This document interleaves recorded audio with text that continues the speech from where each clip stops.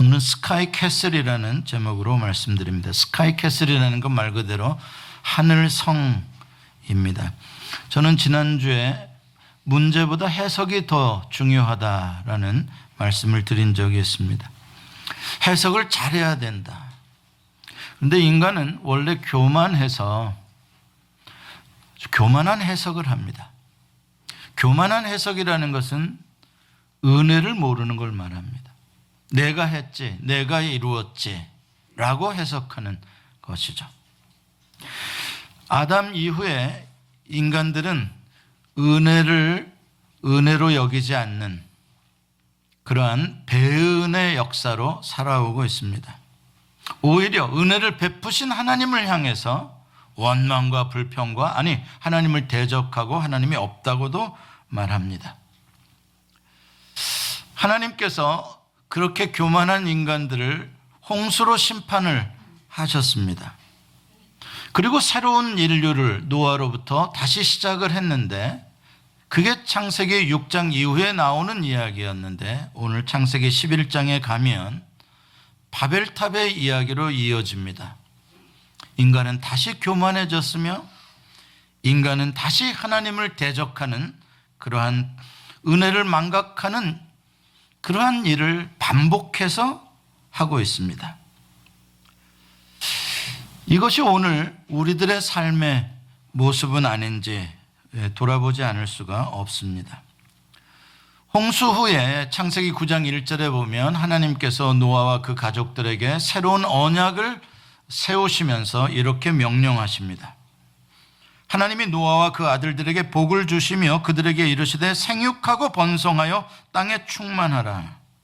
생육하고 번성하여 땅에 충만하라. 이것은 이미 아담을 창조할 때 하나님께서 주셨던 명령이었습니다.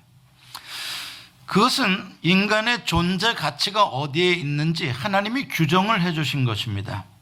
인간은 어디에 존재하며 살아야 하는지 인간의 포지션, 위치, 하나님과 인간과의 관계를 비교해 봤을 때 인간의 스테이터스, 그게 바로 땅에 충만하라는 것입니다. 그것은 하나님은 하늘 위에 충만하겠고 땅에 대해서는 하나님의 권세를 아담에게 위임해 줄 테니 네가 나를 대신하여서 이 땅을 아름답게 매니지를 하라, 그런 뜻입니다.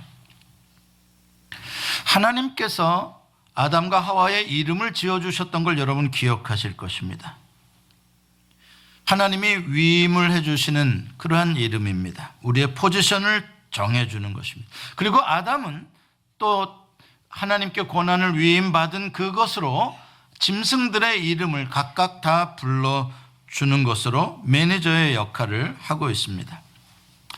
하나님이 창조주시고 인간은 매니저, 다 그 포지션을 규정하고 있는 최후의 경계선이 선악과입니다. 선악과는 하나님의 주권을 인정하게 하는 마지노선입니다. 이렇게 하나님과 사람은 넘어설 수 없는 그런 분명한 위치에 차이가 있습니다. 이사야 55장 8절과 9절은 하나님의 위대하심에 대해서 이렇게 말씀합니다. 같이 한번 읽어볼까요? 시작. 이는 내 생각이 너희의 생각과 다르며 내 길은 너희의 길과 다름이라. 여호와의 말씀이니라. 이는 하늘이 땅보다 높음같이 내 길은 너희의 길보다 높으며 내 생각은 너희의 생각보다 높음이니라. 아멘. 하나님이 얼마나 위대하신 분이신가. 하늘이 땅에서 높음같이 우리와 그렇게 구별되시는 거룩한 분이시다라고 말씀합니다. 그런데 이러한 하나님의 위대하심 앞에 도전장을 내미는 사람이 있습니다. 예루살렘 성전을 파괴했던 느부갓네살 왕입니다. 그는 자기의 군사력으로 이스라엘의 왕이신 하나님을 이겼다라고 생각합니다. 그의 교만은 말 그대로 하늘에 닿았습니다. 이사야 14장 12절부터 14절에 보면은 그 느부갓네살의 교만을 이렇게 말씀합니다. 같이 읽습니다. 시작. 너 아침의 아들 계명성이여 어찌 그리 하늘에서 떨어졌으며 너 열국을 엎은 자여 어찌 그리 땅에 찍혔는고 네가 네 마음에 이르기를 내가 하늘에 올라 하나님의 뭇별 위에 내 자리를 높이리라. 내가 북극 지폐의 산 위에 앉으리라. 가장 높은 구름에 올라가 지극히 높은 이와 같아지리라 하는도다. 자기의 군사력으로 예루살렘 성을 무너뜨렸다고 해서 자기가 하나님과 같아지게 되었다라고 착각을 하고 있는 바벨론 왕의 이야기입니다. 여러분, 바벨탑 사건의 이야기를 오늘 우리가 본문으로 읽었는데 여기에 키워드는, 주제어는 바벨이라는 단어입니다. 바벨이라는 뜻은 혼잡이라고 합니다. 그리고 더 수메르어의 어원으로 들어가면 신의 문이다, 이러한 뜻을 가지고 있다고도 합니다. 그러니까 고대의 수메르 사람들은 이것을 신의 문이라고 생각했지만 후대에 이 역사를 해석한 히브리인들에 의해서 그것은 혼잡, 무질서라고 다시 해석이 되어졌던 것이죠. 이 바벨이라는 단어가 어떻게 지구상에 나오게 되었는지에 대한 그 기원을 오늘 본문이 우리에게 말해줍니다. 왜냐하면 인류의 역사는 바벨론의 역사로 이어지고 있기 때문에 그렇습니다. 바벨의 역사입니다. 바벨론 제국이 등장해서도 그렇지만 그 후에 등장한 아수르 제국, 헬라 제국, 로마 제국, 모든 대단한 인간 왕들의 제국들을 통틀어서 요한계시록에서는 바벨론이다라고 말을 합니다. 하나님의 나라, 하나님의 왕권과 주권을 대적하는 인간들의 도전, 강한 자들의 힘, 그것이 바로 바벨론의 역사인 것입니다. 그러므로 오늘 이 바벨탑을 쌓은 이 이벤트는 옛날 옛적의 신할 평지에서 있었던 과거의 역사가 아니라 이것은 하나님의 나라에 도전하는 인간 왕국의 역사가 계속되어진다는 신호탄이고, 그 후로 지금까지 인류의 역사는 수많은 인간 왕들이 자기의 왕국을 세우려는 그러한 역사의 반복이었고, 앞으로 하나님의 최후의 심판, 마지막 요한계시록의 바벨론이 무너질 때까지 그 역사는, 인간들의 하나님을 향한 도전은 계속될 것이라는 예언입니다. 오늘 본문 1절부터 4절에 보면 짧은 이 본문 안에 바로 하나님을 대적하는 이 바벨론이라는 왕국의 본질적인 특성이 무엇인지에 대해서 분명하게 보여주고 있습니다. 한번 1절부터 한번 보도록 하겠습니다. 1절에 보면 온 땅의 언어가 하나요 말이 하나였더라 라고 시작을 합니다. 온 세계의 언어가 하나면 좋은 겁니까? 안 좋은 겁니까? 아주 좋은 겁니다. 영어를 전혀 못해도 마음껏 우리가 활동할 수 있으니 얼마나 좋습니까? 너무 좋은 겁니다. 그 사람들이 한 언어를 쓰다가 동방으로 점차 옮겨가다가 이동했다는 걸 말해주고 있죠.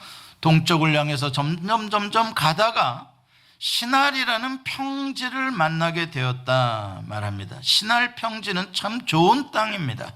평지라는 것 자체도 좋지만 이 시날이라는 뜻은 두 강 사이라는 의미입니다. 메소포타미아와 같은 의미죠. 그러니까 유프라테스 강과 티그리스 강의 남부 지역, 그 강물이 범람해서 만들어낸 비옥한 토지입니다. 거기에 인류 최초의 바로 이 메소포타미아 문명이 시작되어지는 바로 그 지점입니다. 물론 여기에서 아브라함을 하나님이 불러내시기도 하시지만 바로 그 지점이 시날 평지입니다. 여러분, 좋은 땅을 만난다는 것은 좋은 일입니까? 안 좋은 일입니까? 좋은 일입니다. 누구나 좋은 땅을 찾아다닙니다. 또 여기저기 헤매며 사는 것보다 정착해 사는 게 좋은 겁니까? 안 좋은 겁니까? 좋은 겁니다. 여기까지는 지극히 자연스러운 일들입니다. 하나님이 주신 축복이죠. 하나의 언어로 좋은 땅을 만나 정착해서 살아갈 수 있다면 하나님의 은총입니다. 자, 그렇다면 그때 거기에 살았던 사람들도 이렇게 해석을 했을까? 하나님의 은총이라고. 한번 그들의 생각을 들여다보십시다. 3절과 4절에 보면 그들이 서로 대화하는 말이 나오죠. 대화하는 그들의 입에서 나오는 말을 소리를 들어보면 그들이 어떻게 해석하고 있는지를 알 수가 있습니다. 3절에 뭐라고 말하냐면 이렇게 말합니다. 서로 말하되 자, 벽돌을 만들어 견고히 굽자 하고 이에 벽돌로 돌을 대신하며 역청으로 진흙을 대신하고. 무슨 뜻입니까? 흙으로 단단한 벽돌을 만드는 기술이 개발되고 있는 것입니다. 그리고 역청이라는 것은 아스팔트입니다. 석유에서 이렇게 증발시켜서 고체로 이것을 만드는 것이죠. 모두 다 좋은 기술입니다. 훌륭한 기술입니다. 강하류에 사는 사람들이기 때문에, 평지에 사는 사람들이기 때문에 아주 좋은 스톤, 좋은 대리석과 같은 석재들을 가지고 집을 지을 수가 없습니다. 그냥 작은 돌들이나 있을 뿐이죠. 좋은 돌은 산에 있죠. 그러므로 이들이 그곳에서 계속 정착해서 살려면 영구적인 견고한 집을 져야 됩니다. 더군다나 그것은 강물이 주기적으로 범람할 가능성이 있기 때문에 방수 처리도 해야 되고 좀 높게도 져야 합니다. 그러기 위해서는 뭔가 중요한 건축 자재가 필요했는데 그게 바로 단단한 벽돌이고 역청이라는 것이죠. 그러면 아주 좋은 집을 지을 수가 있습니다. 좋은 겁니까? 나쁜 겁니까? 좋은 겁니다. 누구나 이런 집에 살고 싶습니다. 여기까지는 아주 정상적이고 바람직한 문명의 발달이라고 볼 수가 있습니다. 그런데 문제는 얼마간의 시간이 지났는지는 모르지만 4절에 보면 그들이 또 다시 어떤 말을 하기 시작합니다. 거기서부터가 이제 문제입니다. 4절에 보면 그들이 뭐라고 말하냐면 같이 한번 읽어볼까요? 시작. 또 말하되 성읍과 탑을 건설하여 그 탑 꼭대기를 하늘에 닿게 하여 우리 이름을 내고 온 지면에 흩어짐을 면하자 하였더니, 여기서 성읍과 탑이라고 말하는데 이게 뭐 city and tower라고 하는데, 그럼 뭐 city를 건설하고 그 가운데 무슨 탑을 쌓겠다는 거냐? 이 두 가지의 건축, city and tower라고도 볼 수가 있지만 이것은 히브리 수사적인 표현으로 일종의 중원법으로 본다면 이것은 탑과 성읍의 기능을 함께하는 한 가지의 구조물, 건축물을 의미할 수 있습니다. 다시 말해서 아주 높은 아파트와 같은 것이고 그 꼭대기에는 신을 위에 제사를 드리는 제단을 쌓는 두 가지의 의미를 함께 가지고 있는 것이죠. 말 그대로 스카이 캐슬을 짓겠다는 것입니다. 그런데 왜 그들이 스카이 캐슬을 만들려고 하는 것일까? 이유가 뭔가 거기 두 가지 이유를 밝히고 있습니다. 첫째는 자기들의 이름을 내겠다라는 것이고, 둘째는 지면의 흩어짐을 면하자라는 것입니다. 말씀드린 대로 좋은 벽돌, 역청, 높은 건물을 지을 수 있는 건축 기술, 높은 아파트 져서 함께 안전하게 살아가는 것 다 좋은 일들입니다. 그런데 문제는 뭐냐면 그들이 밝히고 있는 이 목적, 두 가지의 목적, 그게 문제인 것이죠.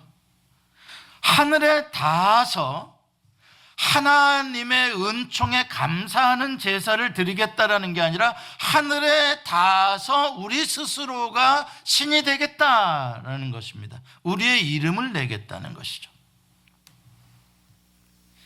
여기서 이름이라는 것은 자기의 존재를 표현하는 것입니다. 자기의 위치. 내 이름을 내겠다. 아까 제가 말씀드렸습니다. 아담이라는 이름은 스스로 지은 이름이 아니라 하나님이 부여해 주신 이름입니다. 인간은 스스로의 위치를 내가 정하고 싶다고 정해지는 게 아니었다는 것입니다. 창조주에 의해서 너는 피조물로 이 위치에서 이렇게 살아라라고 하나님이 규정해 주신 것입니다. 근데 그걸 거절하겠다는 거죠. 내가 창조주가 돼서 내가 스스로 내 이름을 정하고 내가 영광을 받기 위하여 내 이름을 세상에 내겠다는 것입니다.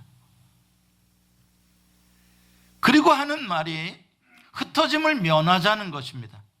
누가 흐트러뜨리려고 하는가요? 예, 하나님이 온 지면에 충만하도록 명령하셨습니다. 싫다는 겁니다. 창조주의 명령에 대적하겠다는 것입니다. 이것은 무슨 말이냐면 이제 우리도 갖출 만큼 갖췄고 살 만큼 살게 된 힘을 가졌다. 이 좋은 땅에서 넉넉하게 우리가 먹고 살만하다. 웬만한 홍수에도 우리는 떠내려가지 않을 집을 지을 수 있는 기술도 있다. 이제 하나님 당신이 우리에게 뭘 할 수 있겠어? 이제 우리랑 상관하지 마시고 우리 스스로 이제 우리의 왕국을 짓고 살아보겠다라고 하나님께 대해서 전쟁을 선포하는 반역입니다. 참 대단한 것이죠. 자기들이 가지고 있는 그 지식과 기술과 그 돈과 과학, 그것이면 충분히 스스로를 컨트롤할 수 있고 하나님 없이 얼마든지 살 수 있다라고 선언하고 있는 것입니다. 그게 이제 인간 왕국의 첫 시작이자 그게 본질입니다. 사람들이 그렇습니다. 가난하고 힘들 때는 막 하나님도 찾고 막 뜨거워지고 그러다가 먹고 살만해지면 뭐 하나님 없이도 잘 돌아가는데 뭘, 차라리 내 주먹을 믿지 이럽니다. 그 주먹이 얼마나 대단한지 모르겠습니다. 그게 사람입니다. 자, 그것을 하나님께서 어떻게 반응하시는지 봅시다. 그러한 인간의 하나님을 향한 전쟁 선포에 대해서 하나님이 뭔가 이제 리스판스를 하셔야 될 거 아닙니까? 그게 5절부터 8절에 나오는 말씀입니다. 5절에 먼저 보면 여호와께서 사람들이 건설하는 그 성읍과 탑을 보려고 내려오셨더라라고 말씀합니다. 이게 무슨 뜻일까? 이건 아주 아이러니한 겁니다. 지금 인간들은 자기들의 기술로 쌓은 높은 타워가 하늘에 닿았다고 지금 자랑하고 있는데 하나님이 그 탑을 보시려니까 하늘에서 한참 내려와야 보이신다 이 말입니다. 닿은 겁니까? 안 닿은 겁니까? 닿기는커녕 여기서 장대 높이 뛰기 하고 내가 달 만졌다라고 하는 사람이랑 똑같은 겁니다. 어처구니 없는 이야기죠. 하나님 보시기에 그 인간들이 만들었다라고 하는 어마어마한 타워, 그게 몇 층이 될지는 모르겠습니다만 하나님이 우주를 창조하신 하나님이 보시기에는 어린아이 소꿉장난보다 못한 거예요. 그걸 해놓고 하나님 없어도 우리 살 수 있다라고 말하는 인간의 모습을 고발하고 있는 표현입니다. 누가복음 12장에 보면 예수님께서 어리석은 부자에 대해서 비유로 말씀하십니다. 여러분 잘 아시는 이야기입니다. 풍년이 들어서 창고를 크게 넓게 짓고 거기에다 가득 곡식을 쌓아놓은 다음에 이 부자가 말합니다. 내가 내 영혼에게 이르되 영혼아 여러 해 물건을 많이 쌓아두었으니 평안히 쉬고 먹고 마시고 즐거워하자. 스카이캐슬입니다. 하나님 없어도 이 재물이, 이 창고가 평안히 먹고 쉬고 마시고 즐거워하게 해준다. 예수님께서 이 어리석은 자여, 이제 하나님의 말씀으로 그 어리석음을 이야기를 합니다. 어리석은 자여, 오늘 밤에 내 영혼을 도로 찾으리니 그러면 네 준비한 것이 누구의 것이 되겠느냐. 저는 어떤 부자의 휴너럴에 한번 참석한 적이 있습니다. 대단한 부자입니다. 자식들에게 많이 재산도 유산 남겨주고 가신 분입니다. 근데 그 부자가 얼마 들고 관에 누워 있는지 제가 봤습니다. 50 센트. 그 아들이 노잣돈으로 50 쿼러 2개를 쥐어주셔서 누구의 것이 되겠어요? 코로나 바이러스 이야기로 진짜 우리의 몸과 마음이 피곤합니다. 지금 인류의 이 문명을 보십시오. 롯데타워며 인간들이 만드는 그 대단한 실력들을 보십시오. 중국은 일주일 만인가 무슨 1000개의 병상이 들어가는 병원을 지어버린다고 합니다. 대단한 실력들입니다. 첨단 과학입니다. 대단한 의료기술입니다. 시큐리티 시스템, 쥐새끼 한 마리만 움직여도 삐용삐용하고 울립니다.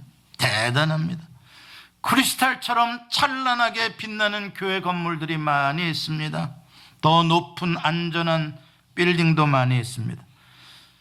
그런데 눈에 보이지도 않는 코로나 바이러스가 도대체 어떤 건지 그것 때문에 건물이 폐쇄됩니다. 그 높은 빌딩에 사는 사람들도 두려워합니다. 그럼 큰 소리 한번 쳐보지. 하나님 없어도 된다고 좀 한번. 참 어리석습니다. 그게 인간입니다. 6절부터 9절에 보면 이러한 인간들의 착각, 이렇게 무모한 도전을 교만하게 할 수 있는 이유가 한 언어를 쓰고 있기 때문이라고 하나님께서 보십니다. 그래서 그들의 언어를 혼잡하게 만들어서 서로 알아듣지 못하게 해가지고 그들이 성을 쌓는 것이 실패하도록 만드십니다. 그리고 결과적으로 온 지면에 흩어지도록 하셨습니다. 하나님의 뜻의 승리입니다. 결국 창조주 영원한 왕이신 하나님의 나라의 승리, 그 하나님에게 도전하는 인간 나라의 영원한 멸망을 예언적으로 보여주고 있는 그러한 것입니다. 인간들이 아무리 교만하고 위대한 프로젝트로 바벨탑을 쌓는다고 하더라도 하나님이 개입하시고 하나님의 역사하시는 순간 그 모든 것들은 실패할 수밖에 없다는 영원한 교육의 현장을, 타산지석의 현장을 완성되지 못한 그 바벨탑을 그 자리에 놔둠으로 말미암아, 그 이름을 바벨이라고 붙여줌으로 말미암아 앞으로 이 바벨과 같은 세력들은 영원히 멸망하게 될 것이라는 하나님의 메시지를 남겨주고 있는 것입니다. 시편 127편은 이렇게 말씀합니다. 같이 한번 읽어보겠습니다. 여호와께서 집을 세우지 아니하시면 세우는 자의 수고가 헛되며 여호와께서 성을 지키지 아니하시면 파수꾼의 깨어 있음이 헛되도다. 너희가 일찍이 일어나고 늦게 누우며 수고의 떡을 먹음이 헛되도다. 그러므로 여호와께서 그의 사랑하시는 자에게는 잠을 주시는 도다. 그런데 오늘 본문에서 가장 우리가 해석하기가 쉽지 않은, 그러나 아주 주의해서 바르게 해석해야 될 부분이 바로 이 7절, 하나님께서 언어를 혼잡하게 하셔서 서로 알아듣지 못하게 했다는 것입니다.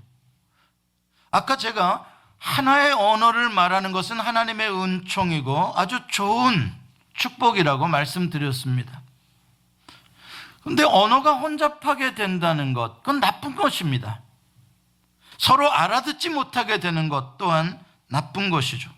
그렇다면 하나님께서 나쁜 일로 행하셨다는 것입니까? 이게 아주 우리가 해석을 조심해서 해야 되는 것이죠. 왜 하나님께서 언어를 혼잡하게 하시고 알아듣지 못하게 하셨을까? 그 이유와 목적을 우리가 바르게 해석해야 한다는 것입니다. 하나님께서 지금 언어를 혼잡케 하시는 것은 아무 일도 안 한 인간들에게 하나님께서 갑자기 언어를 혼잡하게 만드시는 게 아니라는 걸 알아야 됩니다. 하나님께서 주신 하나의 언어, 그 은총을 가지고 하나님을 대적하는 죄를 범하는 인간들의 죄에 대한 심판인 거죠. 원인은 어디에 있다고요? 인간들의 죄에 있는 것입니다. 언어가 혼잡하게 된 건 인간의 죄 때문이지 하나님이 하신 일이 아니라는 것을 알아야 됩니다. 왜 이게 중요하냐면 언어가 혼잡하게 된 것과 인간이 다양한 삶을 살고 있는 것을 우리는 착각하면 안 됩니다. 하나님이 만물을 다양하게 지으시고 다양한 사람들이 존재하는 것은 축복입니다. 한번 생각해 보십시오. 나랑 똑같이 생긴 놈들만 다 있네. 어이구, 지옥이요. 뭔 말인지 아시겠어요? 끔찍해요. 다양하다는 것은 하나님이 주시는 축복이에요. 그러나 언어가 다양하다는 것은 인간의 죄에 대한 심판이지 그것은 축복이 아니라는 걸 알아야 합니다. 그래서 언어가 소통되지 않음으로 인해서 얼마나 우리의 삶이 어려움을 많이 겪는지 모릅니다. 그러니까 이것을 하나님의 책임으로 돌리면 안 됩니다.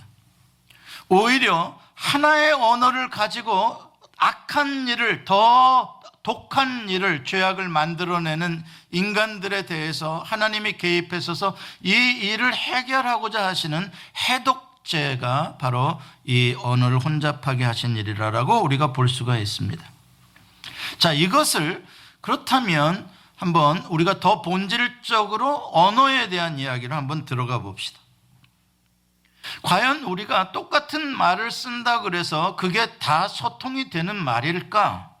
한번 보도록 하십시다. 오늘 본문 2절, 3절, 4절에 그들이라고 나오는 사람들이 있습니다. 그들, they, 그들이 이제 결국 바벨탑을 쌓는 주체가 되는데요. 과연 그들이 누군가? 누가 지금 바벨탑을 쌓자고 말하고 있는 것인가? 4절에서. 물론 이것은 인류 전체를 대표하는 대명사일 수 있습니다. 모든 인간들이 그러한 교만함을 가지고 있으니까요. 그러나 좀 더 좁은 의미로 들어가게 되면 하나의 제국의 시작, 왕국의 시작이라는 개념으로 들어가 보면 사람들의 힘을 어떤 하나의 프로젝트를 위해서 동원할 수 있는 지배자들, 지도자들을 그들이라고 말하고 있다는 것입니다. 이미 창세기 10장 8절에서 함의 후손 가운데에 니므롯이라는 사람이 등장을 합니다. 니므롯은 워리어, 전사입니다. 인간들 가운데서 아주 힘이 센 사람이 등장했다는 것입니다. 힘이 센 사람이 단순히 자기의 힘센 것으로 자기 혼자만 사는 것이 아니라 이제 그 힘을 가지고 다른 사람들을 지배하기 시작하고 자기의 계획과 자기의 뜻을 위해서 그 사람들의 힘을 모으기 시작했다는 것입니다. 강력한 왕권이 등장하기 시작했다는 뜻이죠. 그래서 이 바벨 타워는 그냥 흩어짐을 면하자 정도가 아니라 하나의 자기의 왕국을 세우고자 하는 독재자 왕의 등장을 상징하는 것입니다. 느부갓네살, 바로 바벨론이 세워지는 스토리라고 말할 수가 있습니다. 자, 이런 상황에서는 누가 그 공동체의 언어를 지배하나? 한 언어밖에 없습니다. 그것은 한국말, 영어라는 한 언어가 아니라 그러한 공동체 속에는 지배자의 언어만 존재하는 것입니다. 느부갓네살의 왕의 말이 법이고 진리입니다. 나머지 백성들은 그 왕의 말에 따라야 하는 것이죠. 비록 그 백성과 왕이 같은 언어를 쓰고 있다고 하더라도 지배자의 언어는 큰 소리가 나지만 피지배자의 언어는 들리지가 않는 것입니다. 소통이 안 됩니다. 여러분 군대에 가보면은요, 요새는 좀 민주화된 군대라 안 그럴지 모르지만 제가 군 생활할 때만 하더라도요, 제가 아무리 똑똑한 생각을 가지고 있어도 고참이 말하면 예해야 됩니다. 고참의 소리로 통일이 되는 거지, 이렇게 합시다 그러면 금방 바로 저의 목소리는 죽어야 되는 겁니다. 한 랭귀지, 통일된 랭귀지가 아니라 지배자의 랭귀지만 하나로 존재하는 것이죠. 우리가 그 원리를 알아야 합니다. 그러므로 하나님께서 그 언어를 혼잡하게 하셨다라는 것은 지배자의 언어만 계속 내려가서 움직여지면 바벨탑이 쌓아질 수 있었을 텐데, 피지배자들의 말하는 소리를 들리게 하셨다라고도 우리가 해석할 수가 있는 겁니다. 피지배자들이 속으로 말도 못하고 웅얼거리는 그러한 언어가 더 크게 들리도록 하나님이 해주셨다라고 말할 수 있습니다. 그러니까 위에서 이렇게 해 그러는데도 왜 그렇게 해야 하는데? 라고 피지배자들의 질문이 나올 수 있게 하셨다라고도 표현할 수 있는 것입니다. 그걸 우리가 어떻게 알 수 있냐면, 여러분 지금 그 후에 이 바벨탑 이후의 인류의 역사를 보십시오. 그 후로는 인간들은 이러한 바벨탑의 역사를 안 만들었나요? 계속 만들고 있나요? 제가 이미 설교 모두에 말씀드렸습니다. 반복되어지는 역사라고요. 그러면 서로 디프런트 랭귀지를 쓰고 있으면 이런 일이 안 일어나야 되잖아요. 그렇지 않아요. 한 랭귀지를 쓰고 있는 공동체 안에서 똑같은 이 일이 반복되어지고 있습니다. 그러니까 한 언어라는 말은 우리가 나이브하게 생각해서 무슨 한국말이다, 미국말이다 이러한 언어로서의 하나가 아니라 지배자의 다미넌트한 랭귀지, 그것으로 통일시키려고 하는 그 세계를 말하고 있는 거예요. 그러니까 중국말을 쓰는 사람들도 뭐 수십억의 인구가 될지 모르지만 위대한 왕이, 강력한 느부갓네살 같은 왕이 나오게 되면, 야, 저 산에다가 만리장성을 쌓아라 그러면, 그걸 쌓으려면 수백만 명의 노예들과 백성들은 돌에 깔려 죽고 돌을 캐다가 죽습니다. 그렇지만 그들은 말을 할 수가 없어요. 왜? 말했다가는 죽임을 당하니까. 오직 왕의 명령만 있는 거예요. 바로 이게 바로 독재자들의 폭력적인 언어입니다. 속이는 언어이죠. 이것은 바로 이 언어를 가지고 자기의 언어로서 지배하려고 한다는 것은 바로 마귀의 나라를 말합니다. 마귀는 거짓말의 아비입니다. 지금도 계속해서, 북한도 마찬가지고 지금도 계속해서 최고의 지배자의 언어만 통하는 세계를 만들려는 힘을 갖게 되면 인간들은 그 짓을 하고 있는 거예요. 어떤 사람은 자기 집안에서 그 바벨탑을 쌓는 사람들이 있어요. 남편이 말 한 번 했으면 들어야지, 아빠가 말했으면 들어야지. 다 그렇게 하고 싶어요. 그걸로 뭘 확인하고 싶냐? 내 파워가 얼마나 크냐. 잡소리가 많아 이렇게, 잔소리가 많아 이렇게, 지방방송이 많아 이렇게. 들으면 들어야지. 누구나 그거를 한번 테스트해보고 싶은 거예요. 내 말로 통일되도록. 바벨론의 사건은 지금도 인류의 역사만이 아니라 지금도 내가 힘을 조금만 가졌다고, 권위를 조금만 가졌다고 한다면 바로 통제하고 싶어지는 거예요. 그래서 독재자들이 제일 먼저 하는 일들이 뭡니까? 방송국을 지배하는 거예요. 내가 원하는 랭귀지로 똑같이 너도 앰플리파이 해라. 나랑 디프런 랭귀지 쓰면 안 된다. 바꿔버리는 겁니다. 항상 그게 하는 일들이에요.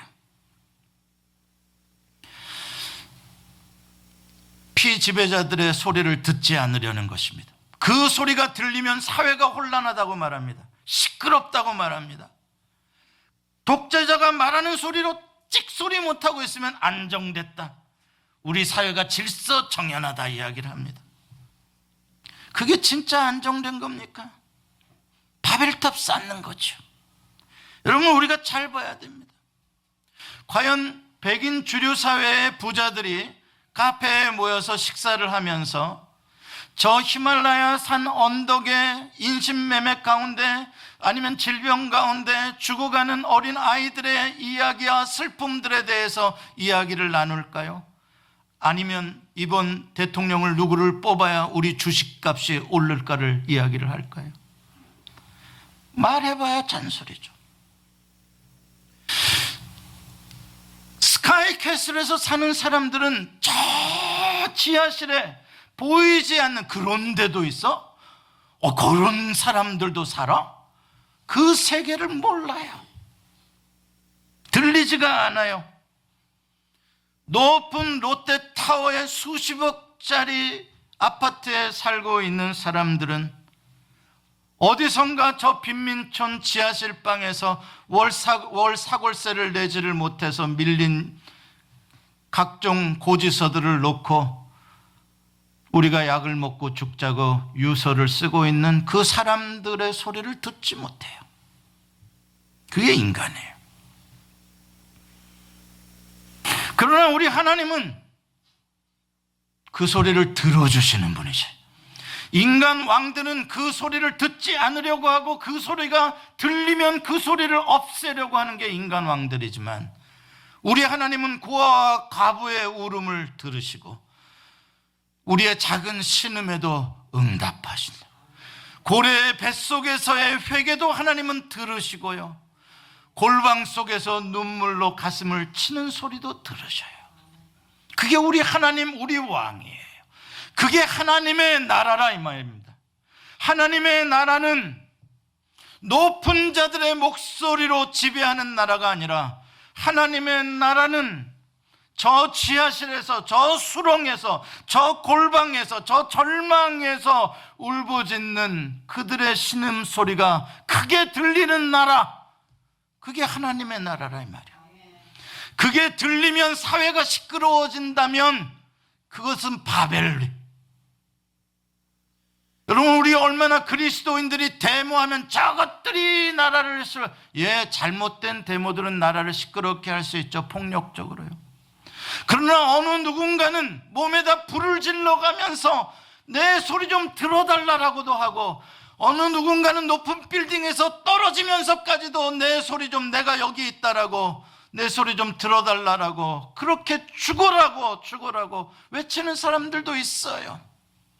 여러분, 그 사람들의 소리가 들려지는 나라가 하나님의 나라라는 걸 알아야 합니다. 우리도 똑같이 가진 자, 지배자의 입장에서 이렇게 살아 시끄럽냐, 좀 조용히 하라. 노조 그런 거 하면은 안 된다. 여러분, 정상적인 임금을 충분히 먹고 살 만큼 주는 미국 같은 데들은 그렇게 노조 많이 안 해도 돼요. 한국은 과거에 그렇지 못했어요. 그렇기 때문에 어쩔 수 없이 그들의 목소리를 못 높였던 거예요. 요새는 뭐 무지하게 받는데도 또 한다 그럽니다. 그건 너무 지나친 거예요. 우리 하나님은 정말 저 지하실방에서 온 몸으로 살려달라고 신호를 보내는 그 사람들의 그 신호를 보세요. 얹어주신다고요. 그럼 우리 하나님은 그걸 어떻게 읽으시냐, 그 소리들을 다, 그 소리를 어떻게 다 들으시냐,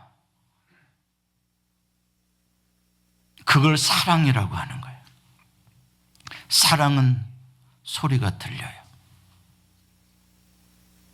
사랑은 아내가 말하는 소리가 들리고요, 남편이 말하는 소리가 들리고요, 자녀가 말하는 소리가 들려요. 교만은 자기의 소리를 논리정연하게 크게 확성기에 말하려고 하는 게 교만이에요. 내 소리를 다 듣게 하고자 하는 게 교만이에요. 사랑은, 겸손은 다 듣는 귀를 가지고 있는 거예요. 낮은 자의 소리도 들리고 높은 자의 소리도 들리고 가진 자의 소리, 갖지 못한 자의 소리, 모든 소리가 예민하게 들리는 게 사랑이에요. 그러니까 여러분들이 내가 얼마나 사랑하고 있느냐라는 것은 여러분들의 자녀가 2층에서 자는데 밤에 자다가 쥐가 나가지고 하는 소리를 밤 2시, 3시에 엄마는 듣는다니까요. 그 소리를요. 사랑이요. 모든 민족과 모든 언어와 계급을 다 초월해서 들릴 수 있는 소통의 능력, 사랑이요. 사도행전 2장에 보면 성령이 강림하는데 혀의 모양으로 임합니다. 언어가 바뀐다는 이야기죠.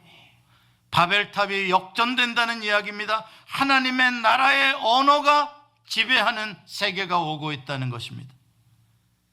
여러 사람들이 말할 수 있는 것, 알아듣는 언어,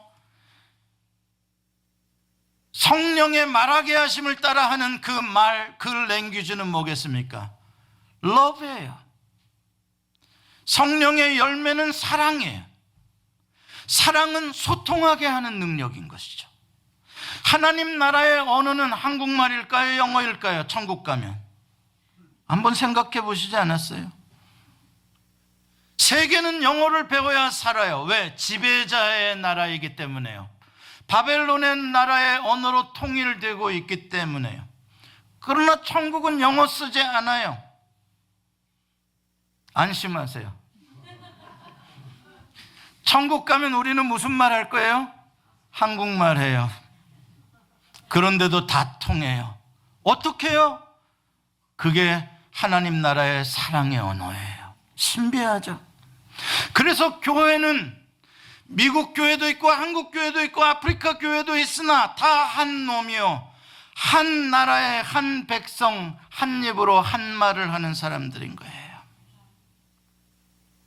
교회는 이제 강한 자의 언어가 크게 들리는 게 아니라 작은 자의 신음에 귀 기울여주며 높은 자가 낮은 자의 발을 씻어주며 강한 자가 약한 자의 약점을 대신 짊어져 주며 섬기는 공동체, 그게 사랑의 공동체, 하나님의 나라예요.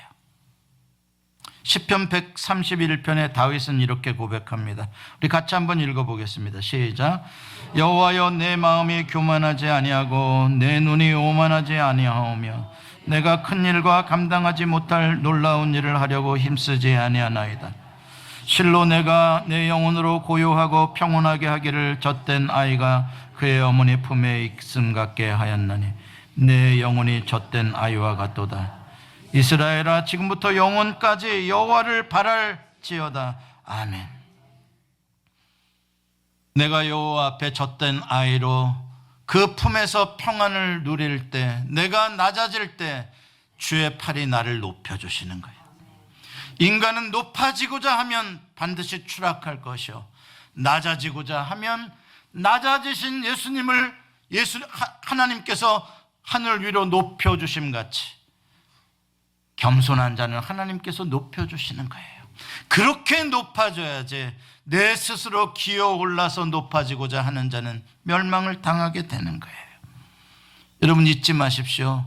좀 살게 되었다고, 좀 걱정거리 없게 되었다고 하나님의 은혜를 잊어버리면 안 됩니다. 내가 사는 게 좀 힘들다고, 이게 뭐야, 하나님이 살아계셔, 도대체 나한테 뭐 하시는 거야, 교만하지 마십시오.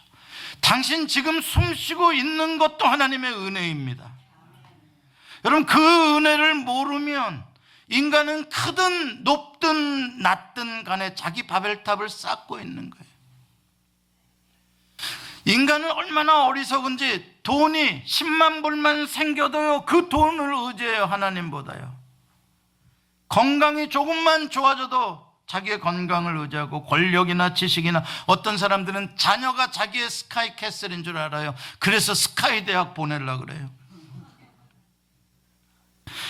어리석은 이야기. 사랑하는 성도 여러분, 세상은 바이러스로 흉흉하고 어디 편한 곳 찾지 못해서 더 높은 곳으로 가야 하나, 더 닫힌 곳으로 들어가야 하나? 아닙니다. 오직 여호와의 날개 아래만이 우리의 쉘터요, 하나님만이 우리의 반석이십니다.